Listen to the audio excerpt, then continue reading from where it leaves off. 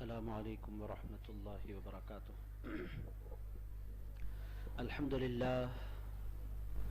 الحمد للہ الذی نزل الفرقان على عبده ليكون للعالمین نذیرا، والصلاة والسلام على خیر الورى بدر الدجى صدر العلا نور الہدى کہف الورى سیدنا وشفیعنا وحبیبنا ونبینا ومولانا محمد المصطفى وعلى آلہ للصدق والصفا واصحابہ نجوم الہدى ومن تبعهم بإحسان إلى يوم الجزاء، اما بعد فقد قال الله تبارك وتعالى في القرآن المجيد والفرقان الحميد، فأعوذ بالله من الشيطان الرجيم، بسم الله الرحمن الرحيم، إنما يريد الله ليذهب عنكم الرجس أهل البيت ويطهركم تطهيرا، صدق الله العظيم، وبلغنا رسوله النبي الأمين المتين الصادق الكريم، ونحن على ذلك لمن الشاهدين والشاكرين، والحمد لله رب العالمين۔ وقال الله تبارك وتعالى في شان حبيبه ونبيه ورسوله، إن الله وملائكته يصلون على النبي يا أيها الذين آمنوا صلوا عليه وسلموا تسليما، اللهم صل وسلم وزد وبارك على حبيبك سيدنا وشفيعنا ومولانا محمد معدن الجود والكرم، منبع العلم والحلم والحكم، وعلى وارث حاله ومظهر كماله سيدي ومرشدي ووسيلتي وحمايتي غوث الأعظم واسع اللطف وبحر الهمم، وبارك وسلم۔ دائس پر تشریف فرما صدر اجلاس مد ظلہ العالی و جمیع حاضرین کرام، ہم اور آپ آج صوفی باصفا حضرت علامہ سید محمد عبد المجید حسینی بخاری چشتی رحمۃ اللہ تعالی علیہ کے عرس مبارک کی اس مجلس میں حاضر ہیں۔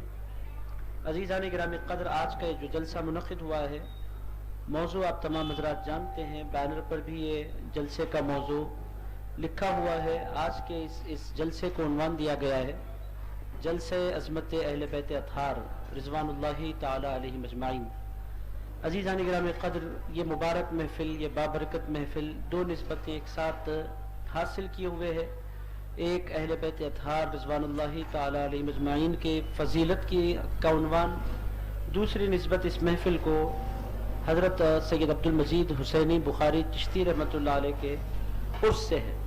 میرے دوستو، جس موضوع پر سلام کے خاندان سے تعلق رکھتے ہیں، دوسرے وہ جو حضور پاک علیہ السلام کی ازواج مطہرات ہیں، تیسرے وہ جو حضور پاک علیہ السلام کے نسب سے ہیں، ان ساروں کے ساروں کا تعلق اہل بیت اطہار سے ہے رضوان اللہ تعالی علیہم اجمعین۔ عزیزان گرامی قدر، اس گھر والوں کی خصوصیت کیا ہے، خاصہ کیا ہے، اس گھرانے کو اہمیت کیوں دی جاتی ہے، وجہ کیا ہے، سبب کیا ہے؟ تو عزیز دوستو، بات دراصل یہ ہے، اس گھرانے کو جو اہمیت دی جاتی ہے اس کا سب سے بڑا ریزن اور سب سے بڑی وجہ یہ ہے کہ یہ گھرانہ حضور پاک علیہ السلام کا گھرانہ ہے۔ اللہ رب العزت نے ہمارے سرکار صلی اللہ تعالی علیہ وآلہ وسلم کو ایسا بنایا ہے کہ جو ان سے منسوب ہو جاتا ہے، جو ان کا ہو جاتا ہے، وہ عزت والا ہو جاتا ہے۔ عزیزان گرامی قدر، جس کا تعلق سرکار سے ہو جاتا ہے وہ بہترین ہو جاتا ہے۔ میرے دوستو، یہ اصول ہے کہ جو چیز حضور کی ہو گئی وہ لاجواب ہو گئی، وہ بے مثال ہو گئی۔ جو چیز حضور سے منسوب ہو گئی وہ بیش بہا ہو گئی، وہ لا قیمت ہو گئی۔ جس کا تعلق حضور پاک علیہ السلام سے جڑ گیا، پھر وہ اس کی کوئی مثال دنیا میں نہیں رہتی، وہ بے مثال بن جایا کرتا ہے۔ میرے دوستوں، میں چند مثالیں آپ کی خدمت میں قرآن مجید سے رکھتا ہوں تاکہ یہ بات بہت زیادہ کلیئر ہو کر آپ کے اور میرے ذہن میں بیٹھ جائے، پھر خود بخود اہل بیت اطہار رضوان اللہ تعالی علیہم اجمعین بھی ہماری سمجھ میں آئیں گے۔ میرے دوستو، حضور سے منسوب جو چیزیں ہوتی ہیں وہ بھی کس قدر شان والی ہوتی ہیں۔ آپ قرآن کی طرف دیکھیں، قرآن مجید نے اس کو بہت کلیئرٹی کے ساتھ بیان فرمایا ہے۔ قرآن مجید کی ایک سورت ہے، سورت کا نام ہے سورت البلد۔ اللہ پاک نے اس سورہ مبارکہ میں ابتدائی دو آیتوں میں ایک قسم ارشاد فرمائی ہے۔ اللہ پاک ارشاد فرماتا ہے، لا اقسم بهذا البلد وانت حل بهذا البلد۔ اللہ پاک نے ارشاد فرمایا، میں قسم نہیں کھاتا مگر اس شہر مکہ کی قسم میں ارشاد فرماتا ہوں۔ لا نافیہ ہے، اقسم بهذا البلد، میں قسم ارشاد فرماتا ہوں اس شہر کی۔ کیوں قسم ہے اللہ پاک؟ اس شہر کی خصوصیت کیا ہے؟ یہ سورہ مکیہ ہے، مکہ معظمہ میں آیت مبارکہ نازل ہوتی ہے۔ اے پروردگار मुअज़्ज़मा की कसम क्यों इरशाद फरमाई जा रही है? अल्लाह पाक इरशाद फरमाता है, यह नहीं कहा कि इस वास्ते मक्के की कसम, इस वास्ते मक्के की कसम यहाँ काबा है। अल्लाह पाक, हमारे ज़हनों में आता है मक्का जो ही हम कहते हैं, खुद ब खुद वो अल्लाह रब्बुल इज्जत का घर हमारे तसव्वुर में आ जाता है, जिसका हम तवाफ करते हैं। अल्लाह पाक ने ये नहीं फरमाया कि काबे की कसम, मक्के की कसम इस वास्ते है कि वहां काबा है। जो ही मक्के मुअज़्ज़मा कहा जाता है, खुद ब खुद एक तसव्वुर सफा और मरवा का आता है, जिस पहाड़ पर हम दौड़ने लगते हैं, जिस पर हम सही करते हैं। मगर अल्लाह पाक ने फरमाया यह भी रीजन मक्के की कसम की वजह नहीं है। फिर एक सवाल ये जहन में आ सकता है, शायद मक्के मुअज़्ज़मा की कसम इस वास्ते इरशाद फरमाई जा रही है कि यहाँ मकाम इब्राहिम है, वत्तखिज़ू मिन मकाम इब्राहिम मुसल्ला, शायद यहाँ मकाम इब्राहिम है, इस वास्ते मक्के मुअज़्ज़मा की कसम इरशाद फरमाई जा रही है। मगर अल्लाह रब्बुल इज्जत ने फरमाया नहीं नहीं, ये भी रीजन नहीं है मक्के मुअज़्ज़मा की कसम की। ऐ परवरदिगार, आखिर मक्के में रखा क्या है? तूने मक्के मुअज़्ज़मा की कसम क्यों इरशाद फरमाई? अल्लाह पाक फरमाता है, लोगों अपने तरफ से न सोचो, मेरे कलाम से पूछो, मेरा कलाम तुम्हें जवाब देगा। व अंत हिल्लुम बिहादल बलद, इरशाद फरमाया मुस्तफा, इस वास्ते शहर मक्का की कसम है कि आप इस शहर में तशरीफ ला चुके हैं। अजीज दोस्तों, गौर करने का मकाम कायनात अल्लाह की है, मगर अल्लाह पाक ने पूरी कायनात में किसी भी मकाम की कसम नहीं खाई। कसम खाई तो मक्के की खाई। क्यों? अल्लाह पाक इरशाद फरमाता है, ऐ प्यारे मुस्तफा, शहर मक्का की कसम इस वास्ते खाई जा रही है कि ऐ प्यारे हबीब, आप इस शहर में तशरीफ लाए हैं, आपके कदम चूमने की सादत इस सरजमीन को हासिल हुई है। मेरे दोस्तों, पता क्या चल रहा है? कोई जमीन हुजूर के नालैन से वाबस्ता हो जाए, हुजूर के कदमों को चूमने की सादत कोई जमीन हासिल कर ले, तो वो इस लायक हो जाया करती है कि अल्लाह उसकी कसमें इरशाद फरमाया करता है। अजीज़ान गिरामी क़द्र, ये गौर करने का मकाम है। मैं जो बात बुनियादी आपकी खिदमत में अर्ज़ करना चाहता हूँ वो ये है कि हुजूर की निस्बत इस कायनात की सबसे बड़ी निस्बत है। हुजूर की निस्बत इस कायनात की सबसे बड़ी निस्बत है। हुजूर पाक अलैहिस्सलाम की निस्बत से बड़ी इस पूरी कायनात में कोई निस्बत नहीं है। अजीज़ान गिरामी क़द्र, जिसको शरफ पाना होता है उसे अपने आप को हुजूर की तरफ मंसूब कर लेना पड़ता है। जो हुजूर का हो जाता है वो इज्जत वाला हो जाता है, जो हुजूर का हो जाता है वो शान वाला हो जाता है, जो हुजूर का हो जाता है वो मकाम वाला हो जाता है। इसीलिए आप देखेंगे अजीज़ान गिरामी क़द्र, कुंतुम खैरा उम्मा, अल्लाह पाक आप तमाम के बारे में इरशाद फरमाता है, ऐ लोगो तुम बेहतरीन उम्मत हो। मैं आपसे पूछता हूँ, आदम अलैहिस्सलाम की उम्मत भी तो एक पैगंबर की उम्मत है, नूह अलैहिस्सलाम की उम्मत भी तो एक पैगंबर की उम्मत है, दाऊद अलैहिस्सलाम की उम्मत भी तो एक पैगंबर की उम्मत है, मूसा अलैहिस्सलाम की उम्मत भी तो एक पैगंबर की उम्मत है। मगर अल्लाह पाक ने खैर उम्मत का टाइटल अगर किसी को दिया, हुजूर पाक अलैहिस्सलाम के गुलामों को दिया। हुजूर ने फरमाया कुंतुम खैरा उम्मा, तुम बेहतरीन उम्मत हो। मैं आपसे पूछता हूँ, हम बेहतरीन क्यों हैं? हमें क्या मिला जो हम बेहतरीन हो गए? आप बोलेंगे नहीं, हम किबले की तरफ रुख करके नमाज पढ़ते हैं। हजरत इब्राहिम ने भी काबे की तरफ रुख करके नमाज पढ़ी, हजरत इस्माइल ने भी काबे की तरफ रुख करके नमाज पढ़ी। वो क्या रीजन है? नहीं, उनके पास, हमारे पास अल्लाह का कलाम आया है, उनके पास भी कलाम आए, तौरेत भी आया, इंजील भी आया, जबूर भी आया, उनके पास भी कुतुब आए। नहीं हमारे पास, आप बोलेंगे नहीं हमारे पास कुरान आया है। अजीज़ान गिरामी क़द्र, अल्लाह का कलाम तो उनके पास भी आया, मगर वो बेहतरीन नहीं हुए और हम बेहतरीन हो गए। अजीज़ान गिरामी क़द्र, हम जैसा इस पूरी कायनात में कोई नहीं। आखिर हमने किया क्या है? अल्लाह पाक फरमाता है, लोगों तुमने कुछ नहीं किया, तुम्हें इज्जत बख्शी, इस निस्बत ने तुम्हें सआदत बख्शी, इस निस्बत ने तुम्हें जमीन के जर्रों से उठाकर आसमानों के चमकते तारे बना दिया। अजीज़ान गिरामी क़द्र, ये जो निस्बत है, अजीज़ान गिरामी क़द्र, ये शरफ बख्शने वाली निस्बत है। मेरे दोस्तों, अगर मैं मिसालें कुरान से देता बैठूं, बहुत सी मिसालें मिल जाती हैं। मैंने आपकी खिदमत में अर्ज़ कर दिया, जमीन, मक्के की जमीन का मुकाबला दुनिया की कोई जमीन नहीं कर सकती। क्यों? इस वास्ते के मक्का प्लेस ऑफ बर्थ ऑफ रसूलुल्लाह है, रसूलुल्लाह का मौलिद है मक्का, मौलिद रसूलुल्लाह, रसूलुल्लाह की विलादत का महीना है, विलादत का मकाम है मक्का। उस जैसा कोई और शहर नहीं। अजीज़ान गिरामी क़द्र, आप जरा गौर फरमाएं, उम्मत हर पैगंबर की एक उम्मत है, मगर खैर उम्मत रसूलुल्लाह की उम्मत। हुजूर इरशाद फरमाते हैं, मैदान महशर में 120 सफ़े होंगी जिसमें सारी इंसानियत को खड़ा किया जाएगा। 120 सफ़े। हुजूर इरशाद फरमाते हैं, 40 सफ़ों में आदम अलैहिस्सलाम से लेकर عیسیٰ علیہ السلام تک جتنے پیغمبر تشریف لائے ہیں ان ساروں کی امت 40 صفوں میں کھڑی ہوگی اور 20 صفوں میں میرے غلام کھڑے ہوں گے. میں آپ سے پوچھتا ہوں یہ کیا ہے؟ یہ کون سی برکت ہے؟ یہ حضور کی نسبت کی برکت ہے. عزیزان گرامی قدر، ہم اور آپ دنیا میں آنے کے حوالے سے سب سے اخیر میں آئے، جنت میں جانے کے حوالے سے سب سے پہلے ہم جائیں گے. حضور کی امت سے پہلے کسی کی امت نہیں جائے گی. میرے دوستو، آپ دنیا کا قاعدہ کیا ہے؟ جو پہلے آتا ہے وہ پہلے پاتا ہے، یہ دنیا کا قاعدہ ہے. مگر حضور کے غلاموں کا کمال کیا ہے؟ یہ آتے سب سے آخر میں ہیں، جنت میں جاتے سب سے پہلے ہیں. میرے دوستوں، میں آپ سے پوچھتا ہوں جنت میں ہم سب سے پہلے کیوں جائیں گے؟ ہم نے کیا کیا ہے؟ اللہ پاک فرماتا ہے اس واسطے تم جنت میں سب سے پہلے جاؤ گے کہ تم میرے مصطفیٰ کے غلام ہو گئے ہو. سب سے پہلے حبیب جائیں گے تو حبیب کے ساتھ حبیب کے غلام بھی جائیں گے. عزیز دوستو، بات کیا ہے؟ میرے دوستو، غور کرنے کا مقام کیا ہے؟ جو حضور کا ہو جاتا ہے وہ شرف والا ہو جاتا ہے. 2 مثالیں میں نے آپ کی خدمت میں عرض کر دی، 2 اور مثالیں رکھتا ہوں، پھر ہم آ جاتے ہیں اہل بیت اطہار کی طرف. عزیزان گرامی قدر، تیسری مثال بھی میں رکھ دیتا ہوں. تیسری مثال آپ کی خدمت میں قرآن کی رکھتا ہوں، چونکہ قرآن مجید کے طالب علم بھی یہاں تشریف فرمائیں. عزیزان گرامی قدر، قرآن مجید کی طرف آپ نگاہ کریں. اللہ کا کلام تھا توریت، اللہ کا کلام تھا زبور، اللہ کا کلام تھا انجیل، اللہ کا کلام تھا صحف ابراہیم، اللہ کے کلام تھے صحف موسیٰ. آپ ذرا غور فرمائیں، ان میں سے کوئی بھی کتاب محفوظ نہیں ہے. انجیل بدل دی گئی، پوری دنیا جانتی ہے. انجیل اپنی اس حالت میں نہیں ہے جس حالت میں عیسیٰ علیہ السلام پر نازل ہوئی تھی. زبور بدل دی گئی، تورات بدل دی گئی، صحف ابراہیم ختم ہو گئے، صحف موسیٰ مٹ گئے. مگر میرے دوستو، قرآن 1400 سال پہلے جو پڑھا جا رہا تھا آج بھی وہی پڑھا جا رہا ہے. حضور کی زبان مبارک پر جو قرآن تھا آج بھی وہی قرآن ہے.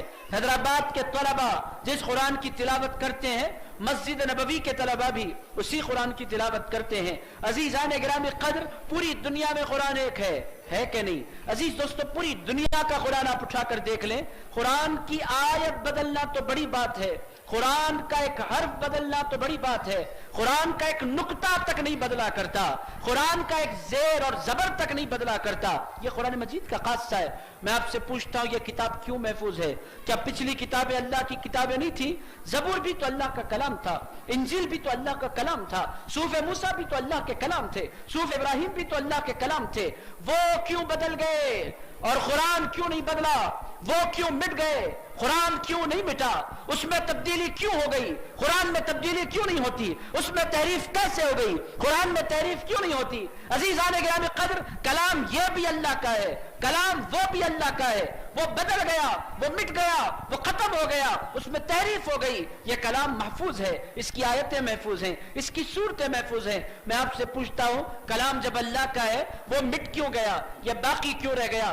اللہ فرماتا ہے لوگوں اس واسطے یہ محفوظ ہو گیا کہ دیگر کلام دیگر پیغمبروں کے سینوں پر نازل ہوئے تھے، قرآن میرے مصطفیٰ کے سینے پر نازل ہو گیا ہے، اس کو نسبت ہو گئی ہے سینہ مصطفیٰ سے. تو جو حضور کا ہو جاتا ہے وہ پھر محفوظ بھی ہو جاتا ہے، جو حضور کا ہو جاتا ہے پھر وہ عزتیں پا جاتا ہے، جو حضور کا ہو جاتا ہے پھر اس کو کوئی بدل نہیں سکتا، جو حضور کا ہو جاتا ہے اس کو کوئی مٹا نہیں سکتا، جو حضور کا ہو جاتا ہے اس کو کوئی ختم نہیں کر سکتا. میرے دوستو، یہ اصول ہے. اگر آپ قرآن اٹھا کر دیکھیں، پورا قرآن حضور پاک کی نسبت بیان کرتا ہے، پھر نسبت کی شان بیان کرتا ہے. میرے دوستو، 3 مثالیں میں نے آپ کی خدمت میں عرض کر دی.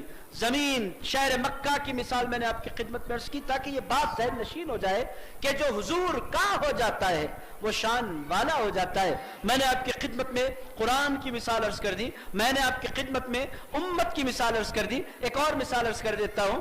آپ دیکھیں ازواج مطہرات، بیویاں، حضور پاک علیہ السلام کی پاک بیویاں. ازواج، پوری دنیا کی ساری عورتوں کو پاک نہیں کہا جاتا، پاک کہا جاتا ہے تو رسول اللہ کی ازواج کو کہا جاتا ہے کیونکہ وہ پاک گھرانے کی بیوی ہے. ازواج مطہرات، ان کی شان کیا ہے؟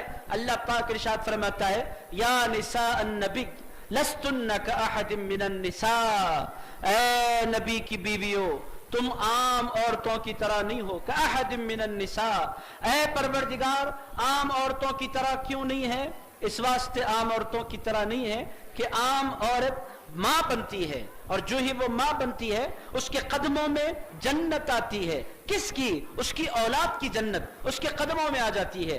بیٹے کی جنت ماں کے قدموں میں، بیٹی کی جنت ماں کے قدموں میں. ایک ماں ہوتی ہے، اس کی اولادیں کتنی؟ 2 4 5 7 10 12. ایک خاتون جنت بنتی ہے، اس کے قدموں میں جنت آتی ہے. کتنوں کی؟ 2 5 10 12. اس سے زیادہ تو نہیں. اس سے زیادہ تو بچے کسی کے نہیں ہو سکتے. مگر حضور کی ازواج کی شان کیا ہے؟ کوئی خاتون حضور کی زوجہ بن کر جو ہی حضور کے گھر میں داخل ہوتی ہے، اللہ پاک ارشاد فرماتا ہے النبی اولا بالمؤمنین من انفسہم، نبی مسلمانوں کی جانوں سے زیادہ ان کے قریب ہیں. وازواجہ امہاتہم، اور ارشاد فرماتا ہے لوگوں جو نبی کی بیوی ہوتی ہے وہ 4 5 کی ماں نہیں ہوا کرتی، وہ پوری امت محمدیہ کی ماں بن جایا کرتی ہے. پوری امت کی ماں بی بی عائشہ صدیقہ کون؟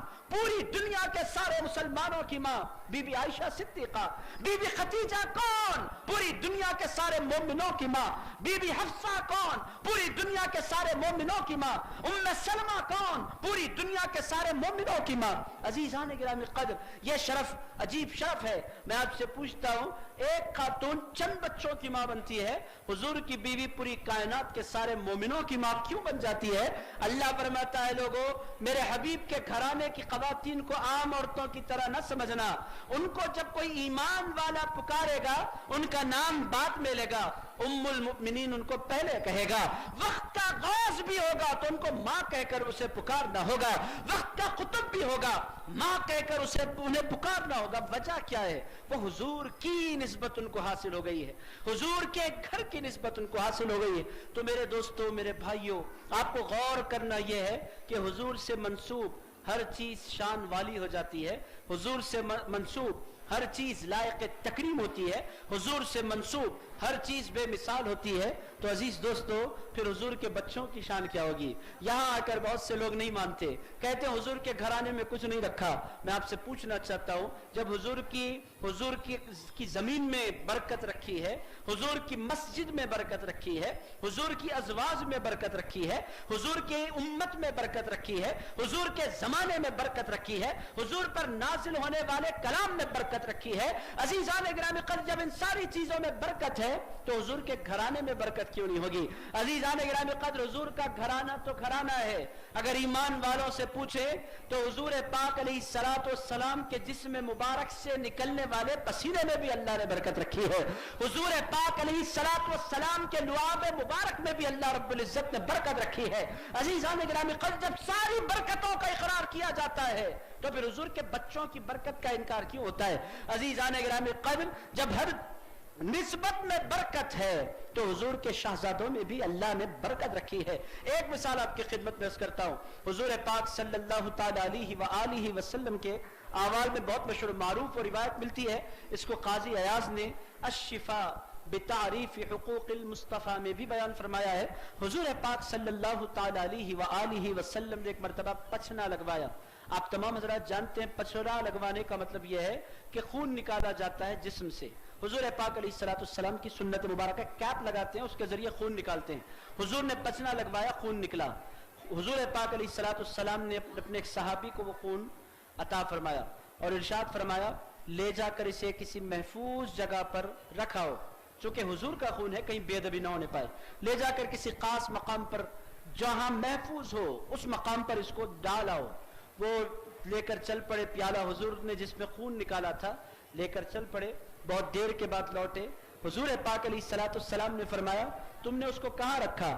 انہوں نے عرض کیا سرکار بہت محفوظ مقام پر. انہوں نے کہا کہاں؟ حضور نے پوچھا کہاں رکھا؟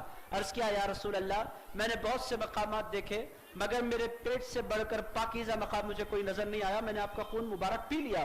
عزیزان گرامی قدر، خون پیا نہیں جاتا، اس کے اندر ایک خاص بو ہوتی ہے، مگر یہ حضور کا خون ہے. عزیز دوستو، حضور پاک علیہ الصلوۃ والسلام کا خون مبارک تھا، انہوں نے پی لیا. حضور کوئی جلال فرماتے خون پینا حرام ہے، تم نے خون کیسے پی لیا؟ हुजूर ने कोई जलाल का मुजाहरा नहीं फरमाया, मुस्कुराया, मुस्कुरा कर इरशाद फरमाया जिसके पेट में मेरा खून चला जाता है उसे जहन्नम की आग छुआ नहीं करती।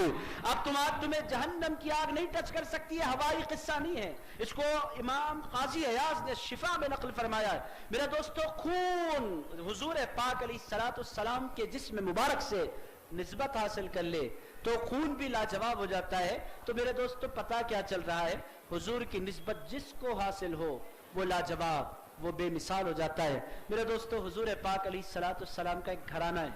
अब बहुत से लोग सारी अजमतों को मानते हैं, हुजूर के खानदान की बरकत को और हुजूर पाक के खानदान की अजमत को बहुत से लोग नहीं माना करते। यही बड़ा प्रॉब्लम है। हुजूर पाक अलैहिस्सलाम ने वाज़ेह तौर पर इरशाद फरमाया था, इन्नी तरक्तु फीकुमुस सकलैन, ऐ लोगों मैं तुम्हारे दरमियान दो चीजें छोड़े जा रहा हूँ। किताब अल्लाह, इरशाद फरमाया एक अल्लाह की किताब है, व इतरती, दूसरा मेरा खानदान है। हुजूर पाक अलैहिस्सलाम इरशाद फरमाते हैं कि एक अल्लाह की किताब है, दूसरा मेरा खानदान है, मैं ये छोड़े जा रहा हूँ। ऐ सरकार हमें क्या करना है? इरशाद फरमाया इन दोनों को मजबूती से पकड़ लो।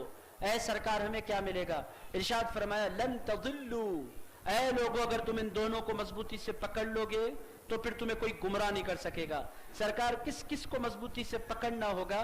इरशाद फरमाया एक अल्लाह के कलाम को मजबूती से पकड़ना होगा, दूसरे मेरे खानदान को मजबूती से पकड़ना होगा, अपने आप को मंसूब करना होगा मेरे खानदान से, अकीदत रखनी होगी मेरे खानदान से। खानदान को मजबूत पकड़ो का मतलब क्या है? क्या गौसे आजम दस्तगीर का जाकर हाथ पकड़ लेंगे आप? पकड़ने का मतलब यह है उनसे अकीदत रखो, पकड़ने का मतलब यह है कि उनसे मोहब्बत रखो, पकड़ने का मतलब यह है कि उनसे ताल्लुक रखो। अजीजान गिरामी कद्र, इसीलिए आप देखेंगे कि हुजूर पाक सल्लल्लाहु तआला अलैहि वसल्लम के खानदान का बड़े बड़े लोग इकराम करते हैं। मैं दो मिसालें आपकी खिदमत में अर्ज करता हूँ, बहुत तेजी से बातों को समेटूंगा। अजीज दोस्तों, बहुत मशहूर मारूफ रिवायत है, आप तमाम लोग जानते हैं कि ये रिवायत सही मुस्लिम में आई है। हजरत फारूक आजम रजी अल्लाह तआला अन्हु के अहद मुबारक में कहत आ गया। मदीने पाक में लोग बहुत परेशान हो गए, बारिश को तड़पने लगे और बारिश का इंतजार शुरू हो गया और हर तरफ धूप ही धूप है, परेशानी ही परेशानी है, लोग खाने के मोहताज हो गए हैं।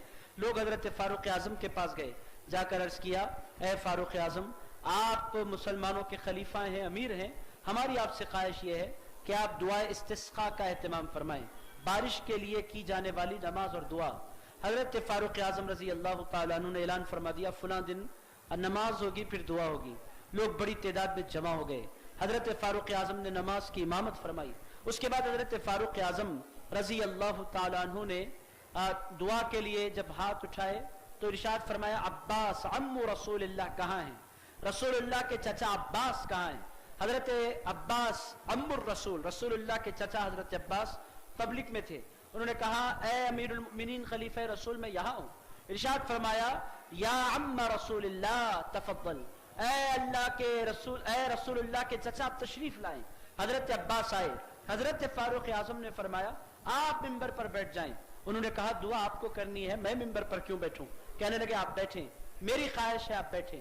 हजरत अब्बास रजी अल्लाह तआला अन्हु मिंबर पर बैठे। हजरत फारूक आजम ने हाथ फैलाए, अर्ज किया, ए परवरदिगार, तुझे रसूलुल्लाह के चचा का वास्ता देता हूं, हम पर बारिश नाजिल फरमा दे। अजीज दोस्तों, ये कोई कमजोर रिवायत नहीं है, ये कोई ज़ईफ रिवायत नहीं है, किसी कमजोर किताब का मैं आपकी खिदमत में हवाला नहीं अर्ज कर रहा। हदीस की किताबों में दूसरी मोतबर तरीन किताब सही मुस्लिम में रिवायत आई है, आप उठा कर देख लें, आपको ये रिवायत मिल जाएगी। हजरत फारूक आजम रजी अल्लाह तआला अन्हु ने वसीला किसको बनाया? तो मेरे दोस्तों, हजरत फारूक आजम ने वसीला बनाया हजरत अब्बास को। मैं आपसे पूछता हूं, हजरत अब्बास रजी अल्लाह तआला अन्हु को वसीला उन्होंने क्यों बनाया? किसी और को वसीला उन्होंने क्यों नहीं बनाया? उस वक्त हजरत उस्मान गनी भी थे और हजरत अब्दुर्रहमान बिन औफ भी थे। अजीजान गिरामी कद्र, हजरत बिलाल हबशी भी थे और सहाबा की एक बहुत बड़ी जमात मौजूद थी। मगर हजरत फारूक आजम ने बतौर वसीला जिसका इंतखाब फरमाया वो हजरत अब्बास रजी अल्लाह तआला अन्हु की जात मुबारका थी। ان کو وسیلہ بنا کر حضرت فاروق اعظم قیامت تک کے سارے انسانوں کو میسج دیتے ہیں کہ لوگوں، سارے لوگ شان والے ہیں مگر مصطفیٰ کا گھرانہ ایسا شان والا ہے کہ صحابہ بھی نماز پڑھتے ہیں، دعا مانگتے ہیں تو مصطفیٰ کے گھرانے کو وسیلہ بنا کر مانگا کرتے ہیں۔ عزیز دوستو، آج بڑی بحثیں ہوتی ہیں حضور کو وسیلہ بنایا جائے یا نہیں جائے، اس پر لوگ جھگڑتے ہیں۔ حضرت فاروق اعظم کہتے ہیں لوگوں، مصطفیٰ کو وسیلہ بنانا شرک کہنے والوں، فاروق اعظم سے بڑھ کر تو تمہارا دین نہیں ہے۔ میں رسول اللہ کا جانشین ہوں، میں رسول اللہ کا خلیفہ ہوں، میں رسول اللہ کا وارث ہوں۔ اے لوگوں، میں صرف رسول اللہ کو وسیلہ نہیں بنایا کرتا، رسول اللہ کے خاندان کو بھی وسیلہ بنایا کرتا ہوں۔ عزیزان گرامی قدر، اب آج کل جو لوگ نکلے ہیں، اب کیا وہ حضرت فاروق اعظم سے بڑھ کر بھی دین جان گئے ہیں؟ کہتے وسیلہ لینا شرک ہے۔ میں آپ سے کہتا ہوں بھائی، بات ہمیشہ سوچ سمجھ کر کرنا چاہیے۔ اگر آپ کہیں وسیلہ لینا شرک ہے تو پھر یہ فتویٰ صرف ہم پر نہیں لگتا۔ جو غوث پاک کو وسیلہ بناتے ہیں، جو غریب نواز کو وسیلہ بناتے ہیں، جو بندہ نواز کو وسیلہ بناتے ہیں، جو حضرت محبوب الہی کو وسیلہ بناتے ہیں، حضرت بابا فرید الدین گنج شکر کو وسیلہ بناتے ہیں، حضرت بابا شرف الدین کو، حضرت عبداللطیف لاؤبالی کو، حضرت یوسفین کو وسیلہ بنانے والوں پر فتویٰ نہیں لگتا۔ یہ فتویٰ بہت آگے تک جاتا ہے۔ ہر زمانے میں اہل اللہ نے رسول اللہ کے خاندان کو وسیلہ بنایا ہے۔ میرے دوستو، فتویٰ لگانا آسان ہے، زبان سے بول دینا آسان ہے، مگر غور کر کے بولنا کمال کی بات ہوتی ہے۔ اس طرح کہنا کہ وسیلہ بنانا شرک ہے۔ حضرت فاروق اعظم نے وسیلہ بنایا، صحیح مسلم کی حدیث ہے۔ باپ کیا بولیں گے؟ نہیں وہ ایسا نہیں تھا۔ میرے دوستو، باتیں پھرائی بہت جا سکتی ہیں، مگر فیکٹ کیا ہے؟ حضور پاک علیہ السلام کے خاندان میں اللہ پاک نے برکت رکھی ہے، اور میرے دوستو حضرت فاروق اعظم نے اسی برکت کے حصول کے لیے حضرت عباس رضی اللہ تعالیٰ عنہ کو وسیلہ بنایا ہے۔ ایک مرتبہ حضرت عثمان غنی رضی اللہ تعالیٰ عنہ تشریف لے جا رہے ہیں، حضرت عباس رضی اللہ تعالیٰ عنہ کو دیکھا، سواری پر سے اتر گئے۔ حضرت عباس نے کہا آپ سواری پر سے کیوں اتر گئے؟ کہنے لگے آپ رسول اللہ کے چچا ہیں، میں کیسے آپ کی موجودگی میں سواری پر بیٹھ کر جا سکتا ہوں؟ جب تک آپ نظر آئیں گے میں سواری پر نہیں بیٹھوں گا۔ میرے دوستو، یہ ہے اہل اللہ، یہ ہے صحابہ اکرام جنہوں نے حضور کی اہل بیت سے پیار کیا ہے، جنہوں نے حضور کی اہل بیت سے محبت کی ہے، جنہوں نے حضور پاک علیہ السلام کے گھرانے کو عظمت دی ہے اور ان کی عظمت کو قبول کیا ہے۔ میرے دوستو، میرے بھائی،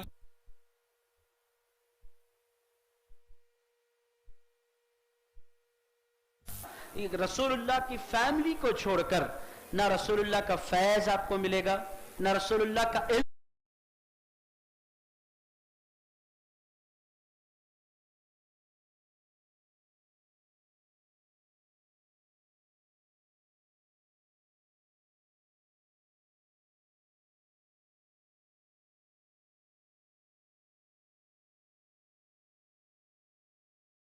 داخل ہونا چاہتے ہیں تو دروازے ہی میں سے داخل ہو سکتے ہیں، دروازے کو چھوڑ کر شہر میں داخل نہیں ہوا جا سکتا۔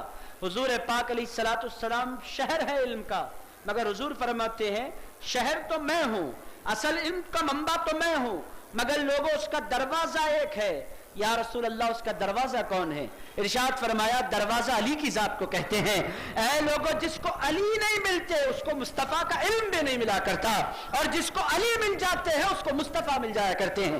عزیزان گرامی قدر، یہ حضور پاک علیہ السلام کے گھرانے کی شان ہے۔ عزیزان گرامی قدر، جو علی تک نہیں پہنچنا چاہتا صبح قیامت تک وہ نبی تک نہیں پہنچ سکتا۔ عزیزان گرامی قدر، جو مولا علی کی محبت اپنے سینے میں نہیں رکھتا وہ زندگی بھر نبی نبی کہتا رہے۔ رسول اللہ فرماتے ہیں تو کہتا تو ہے مگر تیرے سینے میں نہیں آؤں گا، میرے سینے میں پہلے علی آتے ہیں، کہ تیرے سینے میں پہلے علی آتا ہے پھر نبی آیا کرتا ہے۔ علی کو چھوڑ کر نبی تک پہنچنے کا تصور محال ہے۔ عزیزان گرامی قدر، یہ ہے اہل بیت اطہار۔ میرے دوستو، پیار کیجئے اس گھرانے سے۔ اب آپ دیکھیں گے پوری امت دو ٹکڑوں میں تقسیم ہے، ایک وہ جو نبی کے گھرانے سے پیار کرتے ہیں، ایک وہ جو نبی کے گھرانے سے پیار نہیں کرتے۔ میرے دوستو، پیار کریں تو بھی ان پر درود پڑھنا ہے، پیار نہ کریں تو بھی درود انہیں پر پڑھنا ہے۔ میرے دوستو، کوئی غوث پاک کو نہیں چاہتا، مگر نماز جب پڑھتا ہے تو اسے بھی کہنا پڑتا ہے اللہم صلی علی محمد وعلی آل محمد، اللہم بارک علی محمد وعلی آل محمد۔ کوئی مولا علی سے پیار نہیں کرتا، اسے بھی کہنا پڑتا ہے اللہم صلی علی محمد وعلی آل محمد۔ عزیزان گرامی قدر، یہ آل محمد کون ہے؟ زندگی بھر غوث پاک کے خلاف کہتا ہے، غریب نواز کے خلاف کہتا ہے، محبوب الہی کے خلاف کہتا ہے، بندہ نواز کے خلاف کہتا ہے، مگر جو ہی نماز میں انٹر ہوتا ہے اسے بھی کہنا پڑتا ہے اے پروردگار رحمت نازل فرما رسول اللہ پر، رسول اللہ کے آل پر۔ آل رسول کون ہے؟ عزیزان گرامی قدر، مولا علی آل رسول ہیں، سیدہ فاطمۃ الزہرا آل رسول ہیں، حضرت امام حسن آل رسول ہیں، سیدنا امام حسین آل رسول ہیں، عزیزان گرامی قدر غوث اعظم دستگیر آل رسول ہیں، خواجہ غریب نواز ہند الولی آل رسول ہیں، حضرت بندہ نواز گیسو دراز آل رسول ہیں۔ عزیزان گرامی قدر، آل رسول پر درود کے بغیر ہماری تو ہماری عاشقوں کی جو محبت نہیں کرتے ان کی نماز بھی کامل نہیں ہوا کرتی، ان کی نماز بھی مکمل نہیں ہوا کرتی۔ عزیز دوستو، اہل بیت اطہار کو اللہ رب العزت نے عجیب شانوں کے ساتھ دنیا میں بھیجا ہے اور ان سے اللہ پاک نے ہدایتوں کو وابستہ کر دیا ہے۔ ہماری ذمہ داری کیا ہے؟ اہل بیت کو جانیں۔ آج کل اگنورنس ہے اور آپ یوں کہہ سکتے ہیں کہ لائٹ لینے کا ایک خاص انداز ہے، جانتے بوجھتے بی بی فاطمۃ الزہرا سے محبت نہیں کرتے، عقیدت نہیں رکھتے، عزیزان گرامی قدر جانتے بوجھتے کیئر نہیں کرتے امام حسن کو، امام حسین کو، حضرت پیران پیر کو، عزیزان گرامی قدر امام باقر کو، امام جعفر الصادق کو۔ پچھلے زمانے کے لوگ ان کو اہمیت دیتے تھے، وہ جانتے تھے کہ یہ راضی ہوتے ہیں تو مدینے کے تاجدار راضی ہو جایا کرتے ہیں، ان کو خوش کرو تو حضور خوش ہوتے ہیں، یہ ناراض ہو جائیں تو حضور پاک علیہ السلام کی ناراضگی کے امکانات بنتے ہیں۔ میرے دوستو، لمبی چوڑی تقریر کرنے کے لیے میں نہیں بیٹھا، بس جو بنیادی بات آپ کی خدمت میں عرض کرنی تھی کہ حضور سے منسوب ہر چیز شان والی ہو جاتی ہے، تو حضور کے شہزادے کیسے شان والے نہیں ہوں گے؟ حضور کی بیٹی Bibi Bibi Fatima, Bibi Bibi Zainab, Bibi Bibi Ruqayya, Bibi Bibi Umm Kulthum, حضور پاک علیہ السلام کے شہزادے امام حسن، امام حسین، حضور کی شہزادی بی بی زینب، حضور پاک علیہ السلام کے خاندان کے افراد جن کو افراد اہل بیت کہتے ہیں، ائمہ اہل بیت کہتے ہیں، یہ سارے کا سارا گھرانہ خان شان والا ہے، عظمت والا ہے، رفعت والا ہے۔ امید کرتا ہوں کہ اپنا باتوں پر غور کریں گے اور حضور پاک کے گھرانے سے پیار کریں گے نا انشاءاللہ۔ عزیزان گرامی قدر، اگر کم ہے تو زیادہ کیجئے، اگر اللہ کے فضل سے زیادہ ہے تو اللہ کا شکر ادا کیجئے، زندگی بھر اس گھرانے کے وفادار رہیے، نمکار رہیے اور زندگی بھر اس گھرانے سے اپنے تعلق کو مستحکم رکھیے۔ اللہ رب العزت کی بارگاہ میں دعا کرتا ہوں، اے پاک پروردگار ہم تمام کے جمع ہونے کو قبول فرما، اہل بیت اطہار رضوان اللہ تعالی علیہم اجمعین کی سچی غلامی دنیا اور آخرت میں ہمیں نصیب فرما، ان کے پاکیزہ نقوش ہائے قدم پر چلنے کی ہمیں توفیق عطا فرما۔ اے پروردگار، اہل بیت اطہار نے جس طرح دین کی خدمت کی ہے مولا ہمیں بھی دین کا خادم بنا۔ صلی اللہ تعالی علی خیر خلقہ ونور عرشہ سیدنا وحبیبنا ومولانا محمد وعلى آلہ وصحبہ ووارث حالہ الغوث العظم والحمد للہ رب العالمین۔